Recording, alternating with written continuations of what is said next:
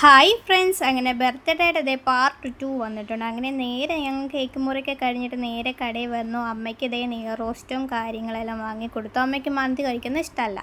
അങ്ങനെ നേരെ ഞങ്ങൾ മന്തി കഴിക്കാൻ വേണ്ടി തുടങ്ങി. സത്യം പറഞ്ഞ് എനിക്ക് ഭയങ്കര ആഗ്രഹമായിരുന്നു എൻ്റെ ഏതെങ്കിലും ഒരു ബർത്ത്ഡേക്ക് ഇതേപോലെ കടയിൽ വന്ന് എൻ്റെ വീട്ടുകാരുടെ കൂടെ ഇരുന്ന് കഴിക്കണമെന്ന് എനിക്ക് ഭയങ്കര ആഗ്രഹമായിരുന്നു.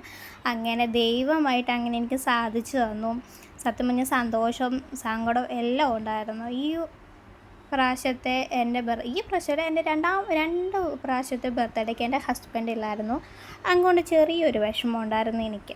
പക്ഷെ കുഴപ്പമില്ല, പിന്നെ എങ്ങനെയോ തിന്ന് തീർത്തിട്ട് നേരെ എനിക്ക് വീട്ടിൽ ചെന്നാൽ മതിയെന്നു. കാരണം കേക്ക് മുറിക്കണ്ടേ, കേക്ക് മുറിക്കാൻ വേണ്ടി അവിടെ കുറച്ച് ആൾക്കാരൊക്കെ വെയിറ്റ് ചെയ്തുകൊണ്ടിരിക്കുവാണ്. അങ്ങനെ കേക്ക് മുറിയൊക്കെ വന്നു.